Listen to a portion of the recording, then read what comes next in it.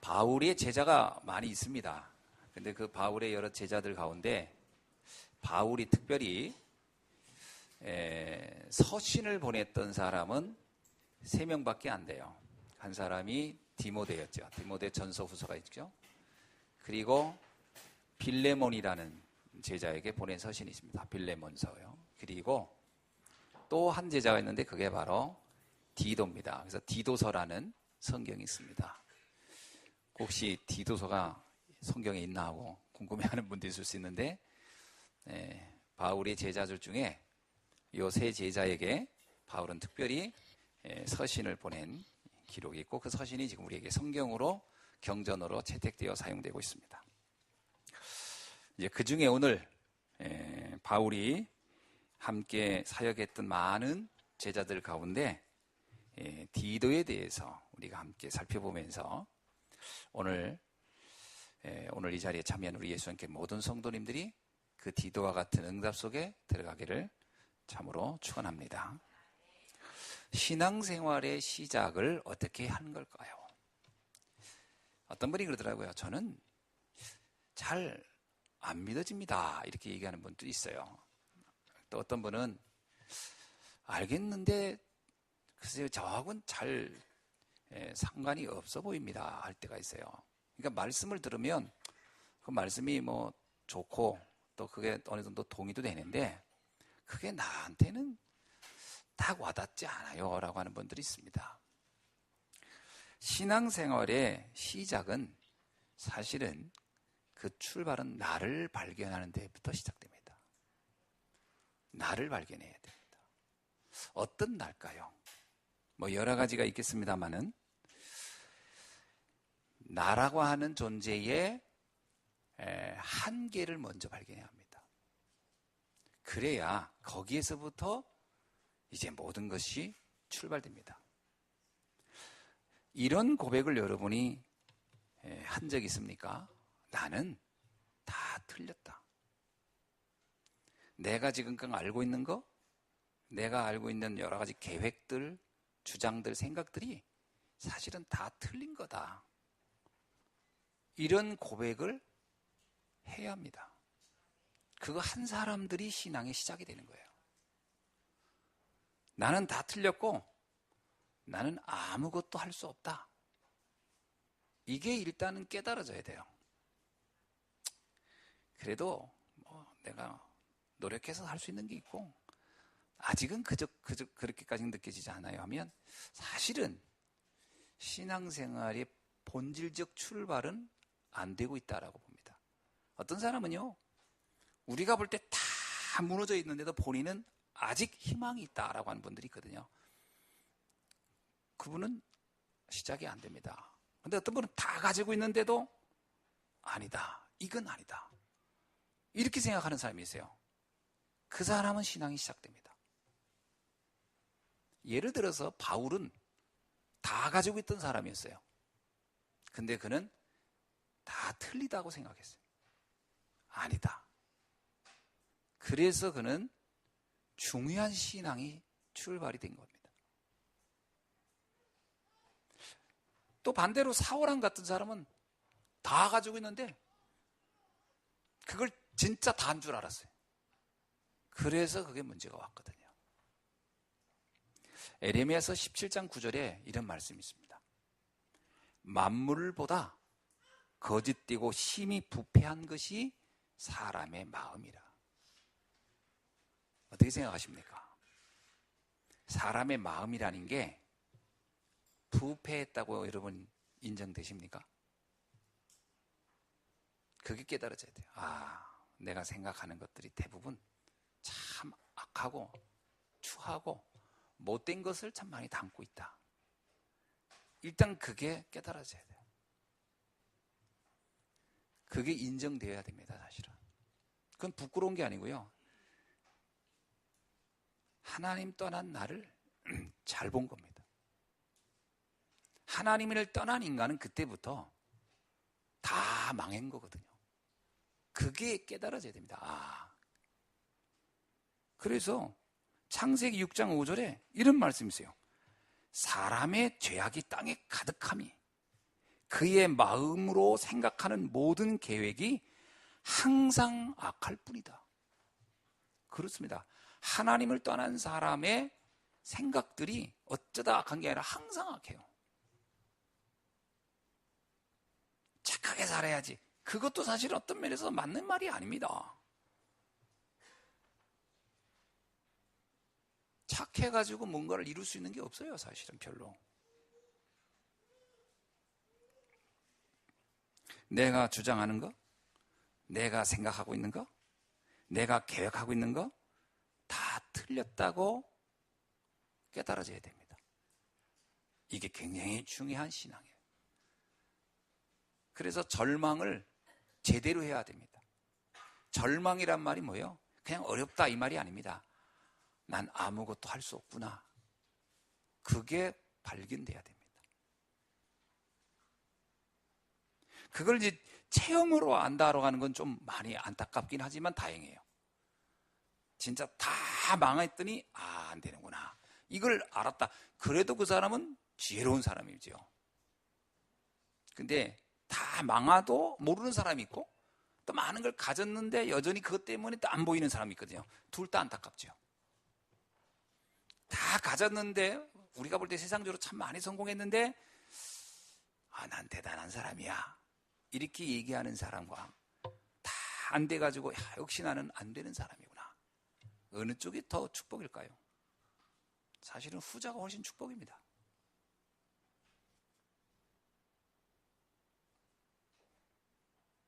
그래야 거기서부터 시작이 되거든요. 그게 아주 중요합니다. 대표적으로 아까도 말씀드렸습니다만 베드로하고 바울이 이걸 정말 잘 깨달은 사람이에요. 그 누가복음 5장 8절에 보면 게네사렛 호숫가에서 물고기 잡고 있던 베드로에게 예수님이 나타나서 깊은 데 가서 그물을 내려라 그렇게 얘기한 적이 있어요. 그래서 그물을 내렸어요. 그랬더니 고기가 많이 잡혔어요. 물론 그때 깊은 곳에 그물을 내려라 했더니 베드로가 막 이런저런 얘기를 하잖아요. 뭐 자기는 밤이 새도록 고기를 잡았는데 한 마리도 못 잡았는데 깊은 데 가서 내린다고 됩니까? 뭐 이런 얘기를 했는데 예수님이 그냥 한번 내려봐라 그랬어요. 가서 내렸더니 성경에 표현한 게 그물이 찢어질 정도로 잡혔어요.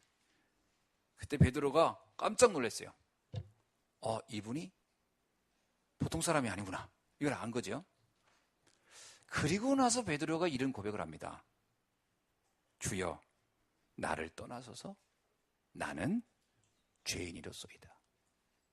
어떤 말입니까? 이 죄는 어떤 죄예요? 예수님이 뭐 베드로의 일거수일투족을 다 본 것도 아니고 지금 베드로가 고기나 잡고 살았던 사람인데 그 베드로가 죄를 졌던 뭐 얼마나 졌겠습니까? 근데 베드로는 알았어요. 감히 내가 하나님 앞에 쓸 수 없는 존재라는 거예요. 나는 망한 사람인데 나는 완전 부패한 사람인데 그런 내가 어찌 하나님 앞에 설 수 있겠는가? 베드로의 자기 발견이죠.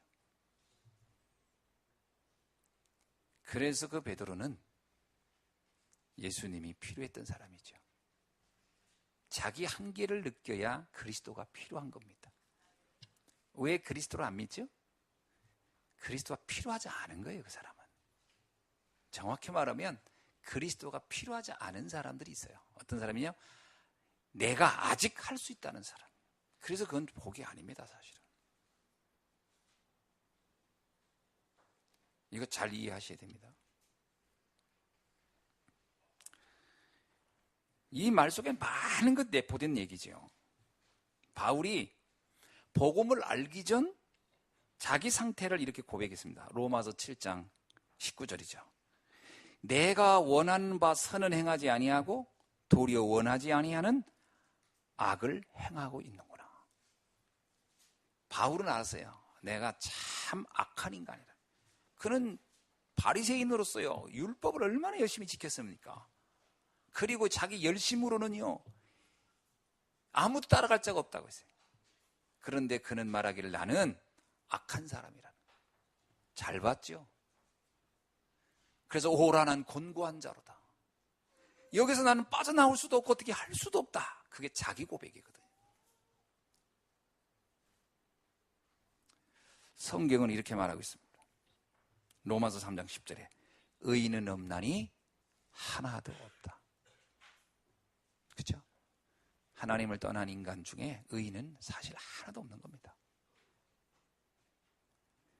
로마서 3장 23절에 모든 사람이 죄를 범하였음에 하나님의 영광에 이르지 못하느니라. 그래서 내가 뭔가를 막 주장하고 이거를 관철시키려고 한다? 안타까운 거지요. 안 맞는 겁니다. 그래서 문제가 거기서 삐끗거리는 거예요. 나의 생각을 관철시키지 마세요. 하나님의 뜻을 따르세요. 그게 정확합니다. 우리는 우리 자신이 자꾸 내 생각을 관철시키려고 하거든요. 생각을 많이 봐야 됩니다. 과연 이게 진짜 진리일까? 많은 사람들이 계획을 가지고 있어요. 이게 정말 맞는 걸까?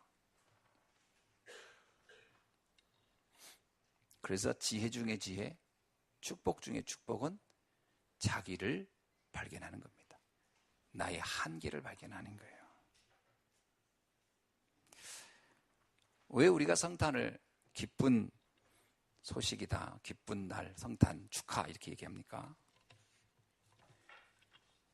나는 안 되는데, 나는 절대 될 수 없는데 이런 날을 위하여 하나님이 내게 오셨기 때문이죠. 그래서 성탄이은 내가 안 된 사람에겐 성탄이 너무 행복한 날이고, 내가 되는 날은 성탄은 별스러운 날이 아닌 거예요.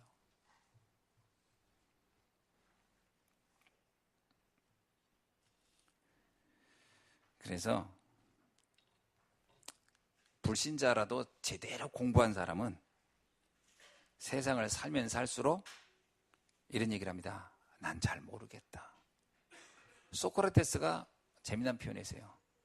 내가 알고 있는 거 한 가지 확실하게 말할 수 있는 게 있다. 난 아무것도 잘 모른다는 것 하나는 내가 확실히 아는 거다. 그가 소크라테스가 한 유명한 말입니다. 내 자신을 알라. 이건 소크라테스 말이 아니고 그건 옛날 그리스의 말을, 오래전부터 오던 말을 인용한 것이고요. 소크라테스가 진짜 한 말은 그거였어요. 내가 알고 있는 한 가지 확실한 것은 내가 아무것도 잘 모르고 있다는 것이다. 난 세상에 대해서 잘 모르겠다는 거예요. 그래서 나는 뭘 주장을 못 하겠다는 거예요. 그 공부도 제대로 한 사람은 이렇게 얘기합니다. 어설프게 한 사람이 이러죠. 하면 돼, 할 수 있다, 다 해. 내가 다 할 수 있어. 이게 이제 어리석은 자들의 말이죠. 다 못합니다. 진짜 어느 날 아무리 힘쓰고 노력하고 몸부림을 쳐도 할 수 없는 문제가 왔을 때 어떻게 할 겁니까? 그때 우리가 하는 고백이 뭐지요? 시편 127편 1절로 2절 말씀이에요. 우리 다 같이 한번 찾아봅시다. 시편 127편 1절로 2절입니다. 이게 진짜 나를 발견한 사람이 할 수 있는 고백이에요. 뭐라고 해야 됩니까? 우리 다 같이 한번 읽어볼까요? 127편 1절로 2절 시작. 여호와께서 집을 세우지 아니하시면 세우는 자의 수고가 헛되며 여호와께서 성을 지키지 아니하시면 파수꾼이 깨어 있음이 헛되도다. 너희가 일찍 일어나고 늦게 누우며 수고의 떡을 먹음이 헛되도다. 아멘. 여기까지입니다. 여러분, 여러분이 집을 지켜보려고, 여러분의 행복한 가정을 만들어 보려고 아무리 노력하고 노력해도 여호와께서 지키지 아니하면 다 헛된 겁니다. 안 돼요. 희한하게 안 돼요. 최선을 다하고 양보하고 별짓 다 했는데 안 됩니다. 하나님이 지켜줘야 돼요. 나라를 지키려고 파수꾼을 세우고 깨어있고 별짓을 다 했어요. 하나님이 지키지 않으면 헛됩니다. 무기를 갖다 놓고 별짓을 다 해보세요. 안 됩니다. 하나님이 지키셔야 돼요.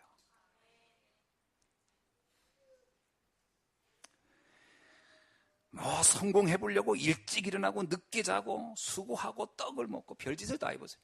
하나님이 지키지 아니하면 그 모든 노력이 헛되다. 왜죠? 나는 하나님의 은혜가 없인 절대 안 되는 존재입니다. 이걸 발견해야 돼요. 하나님이 나를 지키지 아니하면 안 되는구나. 여러분의 가정을 위해서 가장 최고의 방법이 뭔지 아세요? 하나님의 은혜를 구하는 겁니다. 최고의 국가 보호는 하나님의 은혜를 구하는 겁니다. 그렇죠? 전에 그런 얘기를 들었어요. 우리나라에 목사님들이, 장로님들이 진짜 별로 믿음이 없었어요.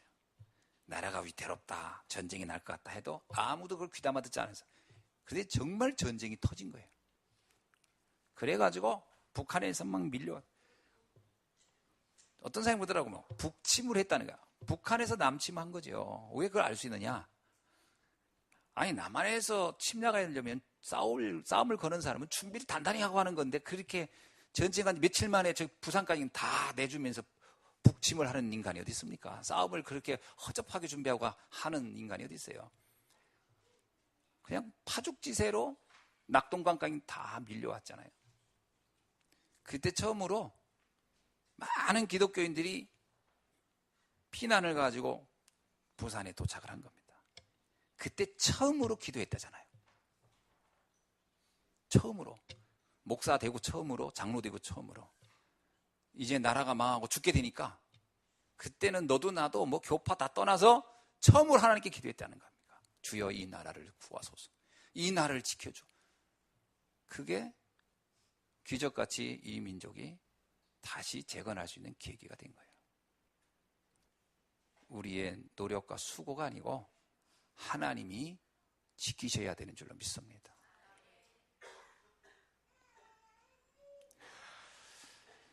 사람은 한 사람도 예외 없이요, 하나님의 은혜가 필요한 겁니다. 하나님은 이걸 깨달은 한 사람을 지금 찾고 있습니다. 이걸 아는 사람을 하나님은 찾고 있는 거예요. 그 사람이 가서 말을 할 때 다른 거지요. 신학자 칼빈이 5가지 성경에서 핵심적인 내용을 찾아냈어요.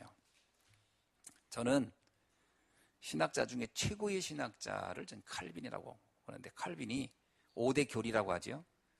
칼빈이 성경을 통해서, 학자니까 성경을 계속 연구하는 중에 5가지로 성경의 내용을 이렇게 전달하기 쉽게 사람들에게 딱 한 손에 알 수 있도록 추린 겁니다. 그 내용 첫 번째가 뭐냐?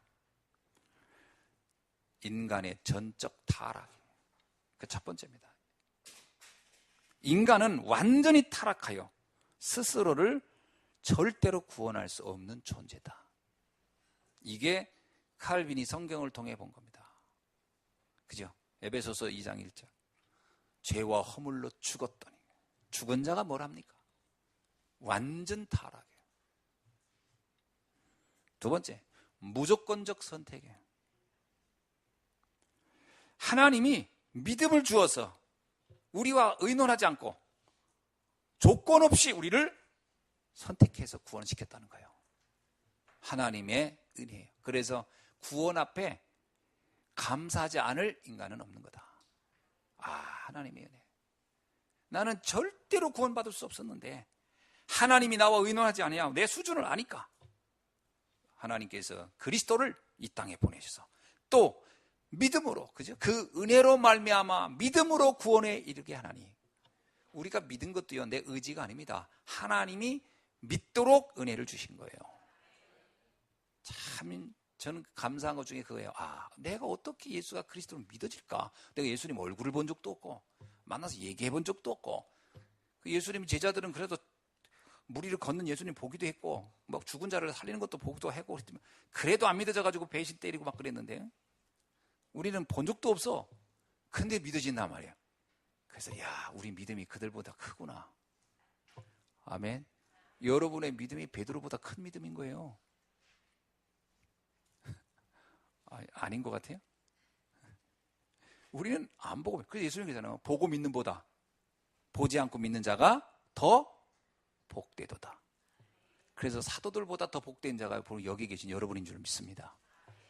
예? 안 보고 믿는 거예요. 그 은혜로 말미암아. 참 감사하죠. 우리가 믿음이 더 좋아진지 알고 안 보여주셔요. 안 보여주셔요. 예. 우리 베드로나 이런 사도들은 우리보다 믿음이 좀 안 좋아가지고 주님이 직접 나타나서 많이 보여줬어요. 막. 도마 같은 사람 보세요. 만져봐 막 그랬잖아요. 하도 안 믿어지니까. 우리는 안 만지고도 믿어지는 거지. 은혜 아닙니까? 이걸 갈까요? 무조건적 선택. 세 번째는 뭐냐? 제한적 속죄입니다. 그런데 예수 그리스도를 우리에게 구원자로 보내셨는데 이 구원자를 통해 구원받을 때는 그 예수가 그리스도라고 믿어진 자에 한해서의 하나님이 구원해 주시다는 거예요. 그래서 제한적 속죄입니다. 예수님은 전 인류의 구원자인데 모두가 그 구원을 받는 건 아니에요. 제한적으로 은혜를 입은 자들에게 구원자입니다. 제한적 구속이에요. 감사하죠. 그 제한되어 있는 상태에 내가 선택됐으니까. 왜 하필이면 날까? 천국 가서 물어보세요. 세상에 똑똑하고 인격도 훌륭한 사람 많은데 왜 저였습니까? 주님이 내가 나에게 합당했다 막 이렇게 말씀하실 거예요. 왜 납니까? 물어보세요. 전 그 대답은 잘 못하겠어요. 주님의 전적인 은혜지요. 네 번째, 불가항력적 은혜입니다. 하나님이 우리에게 주신 이 은총은 아무도 막을 수 없다는 거예요. 그리고 이 은총이 내게 임할 때 누구도 이건 거부할 수 없다는 거예요. 신기하죠? 하나님의 은혜 앞에 거부할 자가 없다는 거예요. 불가항력적 은혜입니다. 우리가 항거할 수도 없고 거부할 수도 없고 은혜로 주시는 것이다. 그래서 그 어떤 것도 하나님의 이 은혜를 막을 것은 없다. 그러니까 여러분, 우리는 가정이 어렵고 경제가 힘들고 삶이 어려서 안 믿어진다. 아닙니다. 진짜 하나님의 은혜가 임하면 자 노예 현장에서도 자 죄수에도 죽어가는 순간에도 십자가 위에서 그 죽는 순간에 그 고통 속에서도 구원을 받는 거예요. 신기하죠? 여러분 여기 대모치 꽂히고 해서 옆에 있던 강도 그 얼마나 아프겠어요? 지금 오직 그 고통밖에 생각이 안 날 것 같죠? 아닙니다. 그 순간에도 구원받을 자는 구원받습니다. 그래서 사형수가 사형 집행하러 가는 순간에도 말씀을 알아듣고 구원받는 사람도 있어요. 불가항력적 은혜입니다. 아무도 그것을 거부할 수 없다. 그게 무슨 구원이고 환경이 좋아야만이 받는 건 아닙니다. 그러니까 우리가 전도할 때도 마찬가지입니다. 조건이 다 된 상태에서 얘기해야 그 사람이 구원받는다? 그건 내 착각이에요. 아닙니다. 구원 얻기로 작정된 자는 한순간에 잠깐의 찰나에도 말씀 알아듣고 구원받는 거예요. 빌립이 에디오피아 내시를 만났어요. 어디서요? 광야에서. 여러분 광야가 뭔지 아시죠? 사람이 기거할 수 없는 거예요. 여러분 태양빛에 엄청 더울 때요. 40도 이렇게 올라갈 때 짜증 엄청나잖아요. 그때 옆에 와서 누가 와서 예수 믿으라고 하면 어때요? 신경이 나중에 더워 죽겠는데 그러잖아요 보통. 근데 그거는 그 사람이 하나님의 불가항적 은혜를 못 받은 사람이라 그런 거예요. 불가항력적 은혜를 받은 사람이 이럴 겁니다. 지옥이 아마 이거보다 더 떡을 거야. 나 예수 믿어야 되겠어. 그럴 겁니다. 불가항력적 은혜예요. 꼭 조건이 되어야 구원받 아닙니다. 그래서요 5분 이상 여러분을 만나는 사람이 있거든. 복음 전하세요. 모르는 겁니다. 무디가 그런 고백을 했어요. 자기가 한 번은 집회를 하러 지역을 내려가는데 역에서 잠깐 내려가지고 신문도 사고 쉬려고 했는데 그때 거기에 신문 이렇게 구두 닦기 그 소년이 있어서 그 소년이 구두를 이렇게 닦게 했다는 거죠. 닦는데 이 무디가 너무 전도하러 가는 일이 바빠가지고 그 아이한테 복음 전하는 거를 못한 거예요. 내가 다음에 와서 해야 되겠다. 그래서 그 아이한테 약속했어요. 너 오늘 내 구두를 닦아줘서 고맙다. 그래서 더 수고비보다 더 많이 주면서 그 아이하고 약속했습니다. 내가 이번에 집회를 끝나고 오거든 이 역에서 또 한번 만나자. 그때 내가 너에게 복음을 전해야 되겠다. 그리고 집회를 끝나고 왔는데 그 아이가 그 기간에 교통사고로 죽은 겁니다. 그때 무디가 깨달았다는 거예요. 복음은 미루는 게 아니다. 복음은 미루는 게 아니다. 내가 왜 그때 그 순간에 말하지 않았을까? 여러분, 복음 전하는 걸 미루지 마세요. 불가항력적 은혜입니다. 다섯 번째, 성도의 결인입니다. 하나님은 여러분을 한 번 구원하던 하나님의 자녀는 어떤 경우에도 주님이 그 구속에서 놓치지 않습니다. 천국 가는 그날까지 우리를 지키시고 인도하는 것. 성도의 전적인 견인이에요.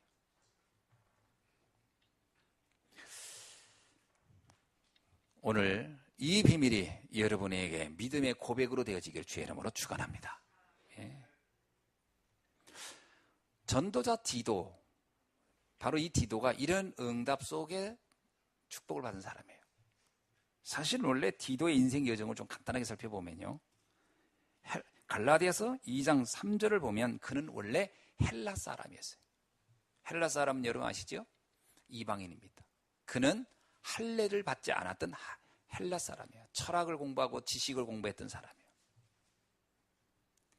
그가 어느 날 바울을 만나서 복음을 들었습니다. 그것이 그의 인생을 바꾸는 사건이었어요. 고린도후서 8장 23절 오늘 우리가 읽은 내용을 보니까 디도는 바울과 함께 나의 동역자요, 나의 동료요, 나의 동역자다 그랬습니다. 평생을 바울과 함께 전도운동을 했던 전도자가 됐어요. 특히 바울은, 이 디도는 어떤 일을 했냐, 바울이 고린도 교회에 서신을 보내야 되는데 이걸 누구한테 맡길까? 아무한테 맡길 수가 없죠. 그 고린도 교회 서신을 전달하는 일을 자기가 생을 걸고 책임지고 했던 사람이 디도예요. 그리고 디도는 고린도 후서 8장 6절에 보니까 예루살렘 교회가 굉장히 기근으로 어렵다는 얘기를 듣고 자기가 자원이라는 얘기는 간단한 얘기가 아닙니다. 그때는 이 도시 저 도시 이 대륙 저 대륙을 다니면서 교회에 가서 이야기하고 예루살렘 상황을 전달하고 그들에게 헌금하게 해서 그 헌금을 모아서 예루살렘에다 전달하는 일을 맡아 자원한 사람이 디도입니다. 대단한 사람이죠. 그리고 그는 디도서 1장 5절에 보면 그는 그레데 섬입니다. 그레데 섬에 바울과 함께 전도하러 갔다가 그 섬에 복음을 아는 제자들이 세워졌어요. 그리고 교회가 세워졌어요. 그래서 바울이 말합니다. 디모데가 이곳에 남아서 이들을 목회하라고. 그래서 디도는 그레데 섬에서 중년기 후에 목회를 합니다. 그리고 나서 디도서를 보니까 고린도후서 4장 10절에 보니까 이 말년에는 달마디아라는 곳에 가서 복음을 전하다가 그곳에서 생을 마감합니다. 그러면 달마디아가 어디냐? 고린도후서 한번 볼까요?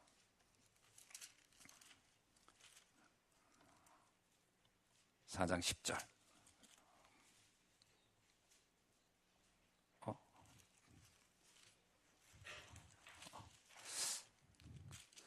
갈라디아 4장 10절인가 보네요. 네, 제가 잘못 썼습니다. 네, 거기에 뭐라고 써있냐면 달마디아는 지금으로 말하면 유고슬라비아입니다. 유고슬라비아에서 그는 복음을 전하다가 생을 마감합니다.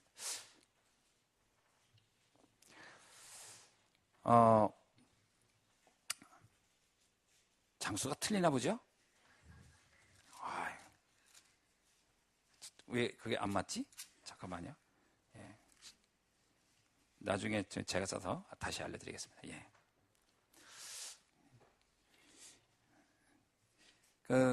그리고 바울은 디도에게 디도서를 보내서 디도서는 언제 보냈냐? 그레데 섬에서 목회할 때 보낸 것이 디도서입니다.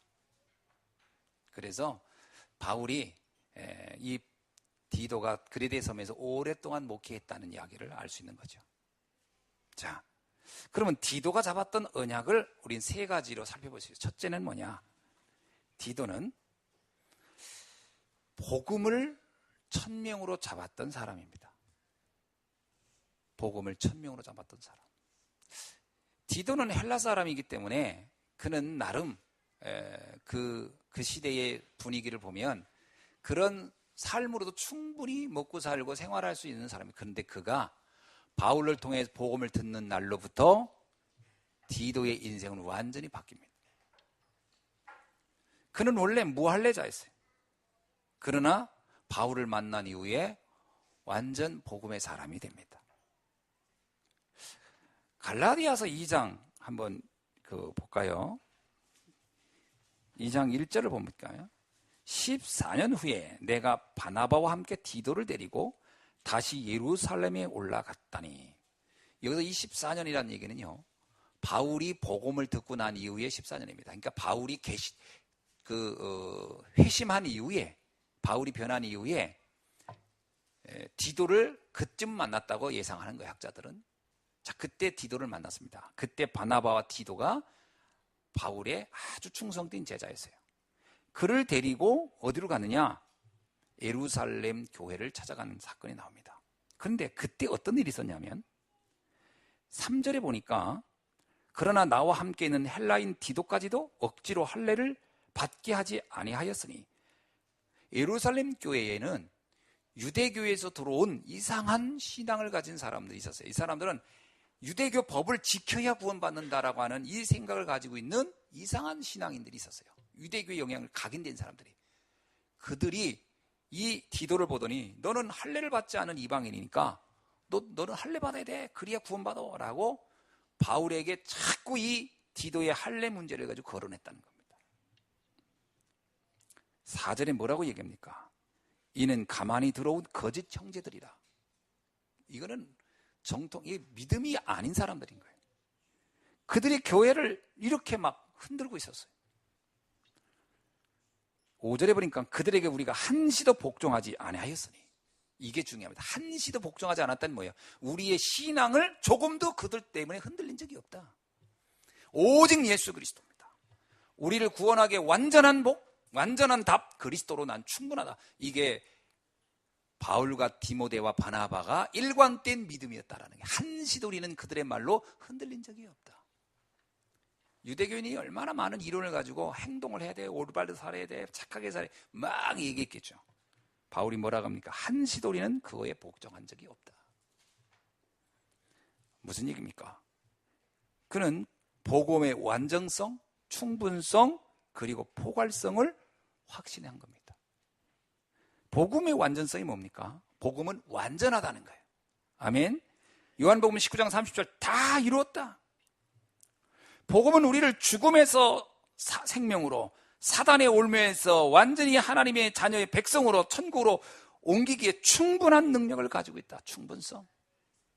이 복음은 믿는 모든 자들에게 구원을 주시는 하나님의 은혜가 되는 거예요. 로마서 1장 16절 포괄성. 이 복음을 믿는 자는 그 누구를 막론하고, 그가 죄수든 누구든 상관없습니다. 이 복음을 믿는 모든 자에게 구원을 주시는 하나님의 능력이 됩니다. 먼저는 유대인이요 그리고 헬라인에게로다. 복음의 포괄성. 이게 디도와 바울이 확신했던 내용입니다. 여러분, 복음이 완전하다고 믿으십니까? 여러분의 삶을 완전하게 주님이 책임지고 보호한다는 것을 확신하셔야 돼요. 복음을 믿는다고 하면서도 늘 걱정하고 염려하고 막 내 생각을 합니다. 복음의 완전성 안 믿는 거예요. 복음의 충분성 안 믿는 거예요. 충분한 겁니다. 우리를 생명으로 옮기고 사단의 올무에서 해방하기에 충분한 능력을 가진 것이 복음입니다. 복음을 믿으시기 바랍니다. 그리스도는 완전한 분이에요. 그리고 그는 누구든지 믿으면 하나님의 자녀가 되고 모든 하나님의 축복 속에 거하게 되어 있습니다. 이것을 여러분이 믿으시길 주의 이름으로 축원합니다. 예. 우리가 사람을 구분하지 하나님은 구분하지 않아요. 갈라디 2장 16절은 뭡니까? 이렇게 바울과 바나바와 디도가 예루살렘 교회에서의 그 경험을 가지고 한 고백입니다. 2장 16절, 사람이 의롭게 된 것은 율법의 행위로 말미암이 아니요 오직 예수 그리스도를 믿음으로 말미암는 줄 알므로 우리도 그리스도 예수를 믿나니 이는 우리가 율법의 행위로서가 아니라 그리스도를 믿음으로써 의롭다함을 얻으려 함이라. 율법의 행위로서는 의롭다함을 얻을 육체가 없느니라. 이게 예루살렘 교회를 갔다 온 이후에 바울과 바나바와 디모데가 동시에 함께 고백한 신앙의 고백 내용이에요. 오직 우리를 의롭게 하는 것은 그리스도뿐이다. 이 복음에 생을 걸었던 사람, 세상의 문제는 만 가지도 넘습니다. 그러나 유일한 답 그리스도, 그것을 알았던 디도. 그래서 디도는 전생을 그 복음을 전하는 데 인생의 모든 중심을 맞추기 시작하죠. 그래서 디도는 전도를 천명으로 잡았던 사람이에요. 그는 그리스도인이 되는 순간부터 전도자로 살았습니다. 놀랍죠? 고린도전서 1장 21절에 보면 어떤 이들은 전도를 미련하다 한다 그래요. 그렇습니다. 아이고 뭐 전한다고 그 왜 그렇게 뭐 싫다는 사람도 전하려고 그래 뭐 그리고 왜 그런 일을 하래 쓸데없이 그 시간에 돈 벌어야지 뭐 이럴 수도 있습니다. 아닙니다. 디도는 알았어요. 전도의 방법을 통하지 않고는 구원 얻을 자가 없다라는 거예요. 복음을 듣지 않고는 구원 얻을 사람이 없어요. 디도는 자기 자신이 죽음 같은 삶에서 벗어난 걸 감사하기를 알기 때문에 이 전하는 일이 생을 걸었던 사람입니다. 복음보다 중요한 것은 사실 없습니다. 맞죠? 그리고 전도보다 시급한 것은 없습니다. 여러분, 전도는 시급한 겁니다. 그 사람의 생사의 문제를 결정하는 것이 전도예요. 그 생사도 단순한 생사가 아니고 영원한 생사의 문제를 가늠하는 것이 전도입니다. 이 전도에 여러분의 삶을 맞추실 때 하나님은 여러분의 인생을 책임질 줄 믿습니다. 평생을 전도자 바울의 동역자로 살았어요. 전도자 바울의 동역자, 이게 오늘 우리가 아까 읽은 내용입니다. 동역자가 뭡니까? 전도자의 모든 것들을 협력하고 돕는 사람. 그거는 복음을 알고 전도가 뭔지 아는 사람만 가능한 얘기예요. 그런 자기 인생의 이유가 이제 바뀌었습니다. 그죠? 언제나 그의 모든 관심이 이제 복음 전하는 쪽으로 옮겨간 거죠. 그래서 그의 말년의 인생이 달미디아라고 하는 이 달마디아라는 곳으로 그의 인생이 옮겨갑니다. 지금으로 유고슬라비아라고 하는데 그 유고슬라비아에 가서 이 디도는 자기의 인생을 마감하게 되죠.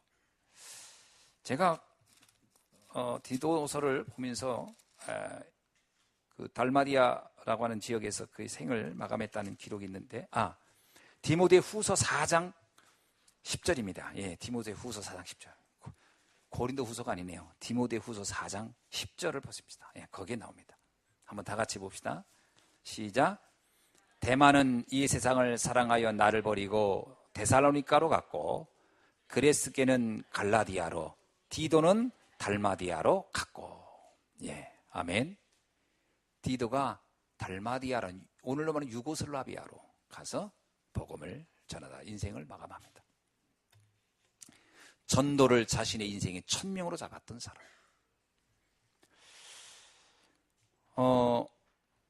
저는 이걸 보면서 이런 생각했어요. 우리 중직자들도 좀 이렇게 1년 정도 단기 선교를 좀 한번 경험하면 좋지 않겠나. 그러니까 가서 평생 살지 말고 1년 정도만. 정말 그거 정말 인생에 가장 가치 있는 일 아닙니까? 제가 가장 존경하고 있는 우리 이민무 목사님, 아시는 분은 알고 모르는 분은 잘 모를 텐데 논산에서 목회 잘했거든요. 교회도 안정되고 그리고 교회 성도님들이 그 목사님 참 존경하고 그래가지고 목회하는데 막 어려움이 하나도 없었어요. 해외를 마음껏 다니면서 선교해도 성도님들이 전적으로 후원하고 한 분이었어요. 근데 작년에 갑자기 그러는 거예요. 저기 무슨 노예 모임이 있었는데 저보고 강 목사 잠깐 좀 얘기할 게 있다는 거예요. 그게 이제 저한테 고백했던 첫 번째고 그냥 그게 시작이었어요. 나는 이렇게 논산에서 조용히 늙어가는 걸 원치 않는다는 거예요. 왜 그런 얘기를 갑자기 하십니까? 그랬더니 교회는 안정됐고 그리고 논산에 들기 시골이고 내가 지금까지 최선을 다해서 복음을 전했고 하나님의 일을 했는데 이 지역에선 내 인생이 이 정도에서 마감이 되는 것 같다는 거예요. 여기서 더 있는 것은 나이만 더 먹을 것 같다는 거예요. 내 인생의 후반기는 하나님 앞에 완전히 나를 드리고 가고 싶다는 거예요. 그 얘기 하는데 제가요 굉장히 이건 심각한 얘기구나. 그래서 어떻게 하실 생각입니까? 했더니 나는 내 인생의 말년을 필리핀 팔라완에서 인생을 드리기로 결정을 했다는 거예요. 곧 떠날 겁니다. 그러더라고요. 사모님은요 설득했더니 동의했다는 거예요. 애들도 다 컸기 때문에 아이들 무슨 이렇게 좀 교육 이런 것도 전혀 다 독립됐기 때문에 상관이 없다는 거예요. 사람이 나이를 먹고 그러면 안정을 찾고 싶어 하잖아요. 나는 안정스러운 삶이 하나님 앞에 죄악인 것 같다는 거예요. 내 인생을 도전해야 되겠다는 거예요. 저는 깜짝 놀랐어요. 그리고 지금 필리핀에 있습니다. 참, 가가지고 집도 없어요. 내가 그랬어요. 그러면 거기 집은 준비했습니까? 아니. 차는요? 아니. 그럼 어떻게? 거긴 더운 나라잖아. 어디서 자든 죽지는 않잖아. 이야, 그리고 가는 거예요. 야, 선교사가 이게 정말 보통 일이 아니야. 너무 존경스러워. 목사님, 제가 글쎄 지금 이 말은 제가 갑작스러운 얘기라 결단은 아닌데 저도 노년은 한번 그러고 싶은 생각은 좀 들지만 용기는 안 나네요. 전 진짜 용기가 안 나더라고. 부럽긴 합니다. 그리고 갔어요. 목사님이 여기서 마음껏 선교하시라고 차도 새로 사주고 그런 때였어요. 그래가지고 차 사가지고 안에다 시트 갈고 그러면서 나 자랑하고 그랬거든. 그래서 내가 아니 목사님 차 산 지도 한 달도 안 됐는데 그랬더니 내 후임자를 위한 선물인가 봐. 그래서 후임자 목사님한테 다 드려요. 그리고 내가 궁금하잖아요. 그래서 목사님 여기서 사역을 뭐 하고 있는데 오토바이 타고 다녀. 그 하는 얘기가 내가 복음을 알기 전에 우체국 그거 했을 때요. 옛날에 우체국 그거 시골에서 배달했었대. 그때 자기가 오토바이 정말 잘 탔대요. 동네에서 최고 잘 탔대요. 그 수십 년 전에 오토바이 탄 걸 하나님이 지금 선교를 해서 나에게 하게 하신다고. 그러면서 뭘 한 줄 알아? 나 두 손 놓고도 타? 근데 그 얘기 듣고요. 그냥 농담으로 하시는 얘기지만, 이야, 그러니까 그것이 불편하다, 괴롭다, 이런 생각이 없구나. 그러면서 하는 얘기가 사모님은 나보다 더 잘 타. 옛날에 시골에서 초기에 신혼생활 할 때 그 오토바이로 시장 보고 다 했어. 하면서 얘기하고 전혀 불편하지 않다. 옛날에 우리는 비포장 도로 다녔잖아. 근데 여기는 그래도 포장된 도로야. 그러면서 그 얘기 하시는데요. 참 하나님의 은혜구나. 그런데 그렇게 이제 평생을 가서 사시는 분도 있는데 딱 1년만 갔다 오라는 건데 여러분 생애에 그런 경험을 한번 해볼 필요가 있어요. 이번 몰몬교회에서는요 19살, 20살 청년들을 전 세계에 1년씩 단기 선교 보내가지고 그래서 여러분 여기 두정역 이런 데 가보면 양복 입고 여기다 몰몬교 그 사람들이 학교 다니다가 딱 중단시키고 이렇게 여기 온 겁니다. 단기 선교 한국에 1년 딱 하고 가는 거예요. 저는요 내용이 틀려서 그렇지 그 방법은 참 그러니까 그 사람들이 그 몰몬교 사상이 꽉 현장에서 보고 그러고 가니까 변함이 없어요. 선교가 장난이 아닌 겁니다. 그 선교는 너무 행복한 거예요, 사실.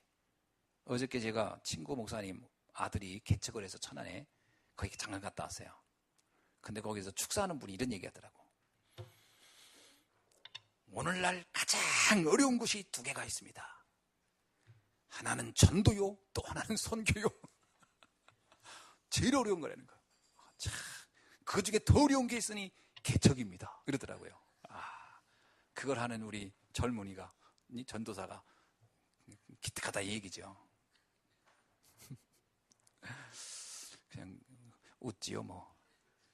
전도는 행복한 거고요. 선교는 더 행복한 겁니다. 그거 어려운 게 아니에요, 그거. 우리 필리핀 갔다 온 분들 아시잖아요. 얼마나 행복한 시간이었는지. 복음 전하는 뭐 현장을 한번 보시는 것도 좋을 것 같아요.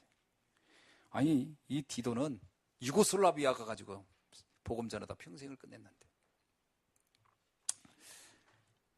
여러분 가슴속에 이 복음이야말로 유일한 답이라는 답을 갖고 현장을 바라보길 주의 이름으로 축원합니다. 세 번째는 뭐냐? 교회를 1000명으로 잡았던 사람이에요. 디도의 사역에는 늘 교회와 불가분의 관계를 가지고 있어요. 예루살렘 교회가 위기에 처했을 때 누가 시킨 게 아닙니다. 자원하여 그 교회를 살려야 되겠다고 나서서 모금을 했던 사람이 디도예요.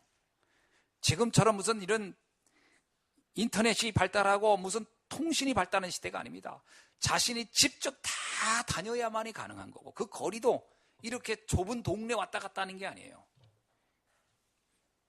바다와 바다를 건너 다녀야 되고 대륙과 대륙을 건너 다니면서 했던 사람이에요, 디도. 근데 그 마음속에 뭐가 있기 때문에 교회의 중요성이 있었던 겁니다. 복음 전하는 교회를 살려야 된다는 거예요. 아멘. 교회를 지켜야 된다는 거예요. 이게 디도 가슴속에 불탔던 언약이었습니다. 여러분은 교회를 어떻게 생각하고 있습니까? 교회가 지켜질 때 시대의 재앙이 꺾이게 될 줄 믿습니다. 예수님이 말했어요. 베드로에게 말하기를, 이 반석 위에 내 교회를 세우리니 음부의 권세가 이기지 못하리라. 사단을 결박할 마지막 희망이 교회입니다.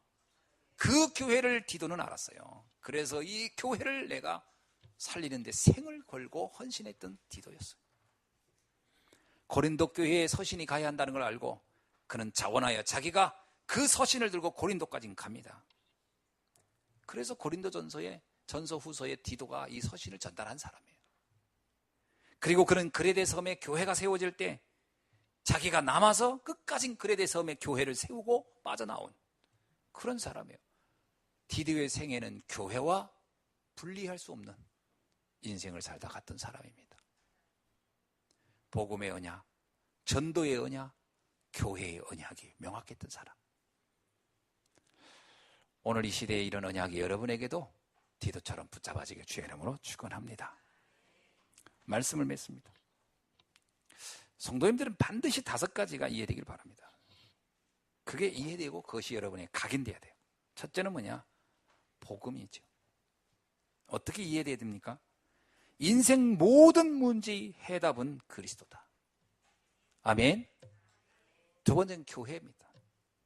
하나님의 백성이 모인 곳이 교회요, 시대 재앙을 막는 것이 교회다는 것이, 이 교회를 여러분이 지키기를 주의 이름으로 축원합니다.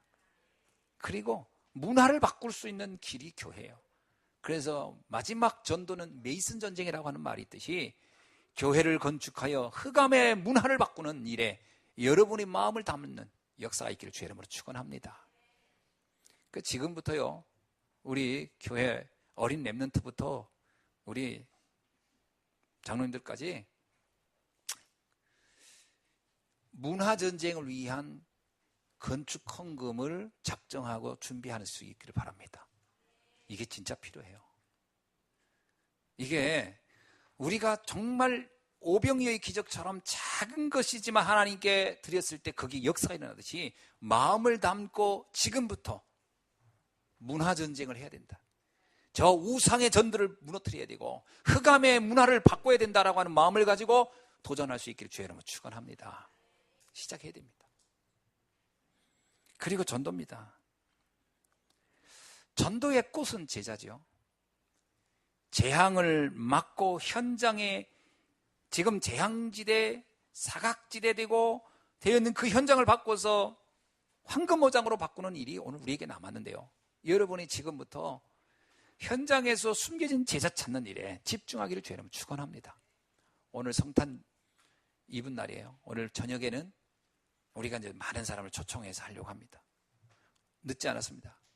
아까도 얘기했지만 진짜 하나님이 그 불가항력적 은혜가 임한 사람은 아무도 막지 못해요. 그가 누구인지 여러분이 전도라고 하는 이 남들이 볼 때는 미련한 방법이지만 이것이야말로 유일한 구원의 방법이라면 이거를 오늘 사용하길 바랍니다. 마음을 담아 전화해 보세요. 내가 오늘 말씀 듣는 중에 네가 생각이 났다. 당신이 정말 내가 갑자기 눈물이 나더라. 오늘 와서 말씀을 들었으면 좋겠다. 내 정말 간절한 마음을 가지고 너에게 최고의 선물을 주고 싶다. 한번 전해 보세요. 여러분 설사 안 온다 하더라도요, 그 말 앞에 사람들은 감동하게 돼 있어요. 그 다음 기회에 올 수 있습니다. 초청하세요. 전도가 이해돼야 됩니다. 전도는 시급한 거예요. 전도보다 급한 게 없어요. 아까 무디 전도자의 고백처럼 전도는 미룰 수 있는 게 아니라는 거예요. 오늘이 마지막일 수도 있어요. 아멘. 마음을 담아서 이 언약을 여러분이 누려지고 체험하기를 주님을 축원합니다. 말씀 이해입니다. 지금까지 시대를 보면요, 언제나 율법과 복음의 싸움이었어요. 행위냐 믿음이냐. 사람들은 자꾸 착각을 해요. 어떤 행위를 해야 바뀌고 변화가 아닙니다. 믿음으로 변화되는 겁니다. 그리스도를 믿음으로 끝나는 거예요. 여러분의 가정의 모든 문제, 그리스도를 믿을 때 끝날 줄로 믿습니다. 액션을 했기 때문에 기대하지 마세요. 목사님 제가 이렇게 양보하고 희생하고 기다리고 했기 때문에 뭔가 될 거예요. 아닙니다. 실망만 더 커 겁니다. 수고한 만큼의 결과가 안 오기 때문에 실망이 더 커요. 그래서 이럽니다. 에이 안 돼 이 사람은. 왜? 내가 수고를 한 거니까. 그리고 되면요, 하나님께 감사하지 않아요. 아 내가 이렇게 했더니 되네. 결국은 모든 영광은 나예요. 믿음입니다. 믿으시기 바랍니다. 하나님의 말씀의 능력을 믿으시기 바랍니다. 말씀은 살아있고 운동력 있고 말씀의 능력을 믿으시기 바랍니다. 그래서 복음의 능력을 믿고요, 그 흐름 속에 여러분이 있기를 주님을 축원합니다. 마지막엔 직분입니다. 내가 받은 직분의 중요성이죠. 일이 아닙니다. 늘 제가 이번에도 우리 많은 직분자를 세웠고 많은 임직자들이 일을 맡겨줬는데요, 다시 한번 강조합니다. 일이 중심이 아닙니다. 여러분, 일은 그 구원의 은혜와 하나님의 축복에 감격해서 하시길 바랍니다. 그 힘으로 해야 돼요. 일 자체를 잘하려고 하지 마세요. 일 자체를 잘해놓으면 잘해놓은 것만큼 나는 일에 매이게 되고 일 때문에 나는 지치게 되고요, 나중에 일하다가 거기서 시험 들어요. 일은 설사 잘 못해도 복음 때문에 행복하고 구원의 감격 속에 있기를 주의 이름으로 축원합니다. 그럼 교회는 돌아가야 되고 많은 영혼을 살리기 위한 시스템이 돌아가니까 역할을 준 것뿐이지요. 그것에 그것 때문에 말씀을 놓치고 그것 때문에 기도가 안 되고 그런 일이 있으면 절대 안 됩니다. 그죠? 무엇 중요한 건 말씀의 중심, 은혜 받는데 먼저 집중하기를 주의 이름으로 축원합니다. 제 개인적인 좀 생각인데 이걸 저 개인의 느낌이에요. 여러분한테 처음으로 공개하는 건데, 일 잘하는 성도가 귀해 보이는 게 아니고요, 은혜 받고 행복해하는 성도가 귀해 보입니다. 저는 그래요. 다른 분은 어떤지 모르지만 일을 잘하는데 내가 감동받지 않고요, 말씀 듣고 은혜 받고 행복하고 그런 분을 볼 때 저는 감동되거든요. 아마 제 마음이 주님 마음이 아닐까 싶어요. 예. 그러니까 여러분이 직분의 이해를 제대로 하시고, 그렇다고 막 직분 소리하는 말이 아니라 받은 감사, 그리고 이 교회의 중요성, 이 역할의 중요성만 이해하고, 그래서 내가 기도로 하나님께 은혜 받고, 그래서 힘이 나서 하기를 주님은 축원합니다. 일은요 힘을 내서 하면 안 돼요. 힘을 내서 하면 안 되고 힘이 나야 됩니다. 막 그 일을 생각하면 막 행복하고 감사하고 하나님 어째 일을 나한테 맡겼을까? 내가 밤을 새서라도 해놔야지. 이런 마음이 있어야지. 피곤한데 이걸 한다. 그러면 그날 하지 마세요. 안 하면 행복한 사람이 하나 붙어서 다른 사람이 할 겁니다. 그래서 직분의 이해는 감사로. 아멘. 그렇게 할 수 있기를 주의 이름으로 축원합니다. 2017년도가 다 지났습니다. 금년 이 말씀을 통해서 여러분이 참된 전도자의 축복을 디도처럼 누리는 여러분 되기를 주의 이름으로 축원합니다. 기도하겠습니다. 하나님 감사합니다. 오늘 전도자 디도가 하나님의 언약을 붙잡고 한 시대 최고의 응답자로 누리다가 한 것처럼 오늘 사랑하는 우리 예수님께 모든 성도님들이 이 축복의 흐름 속에서 최고의 응답과 하나님의 은혜를 누리는 역사가 있게 하옵소서. 살아계신 주 예수 그리스도의 이름으로 기도하옵나이다. 아멘.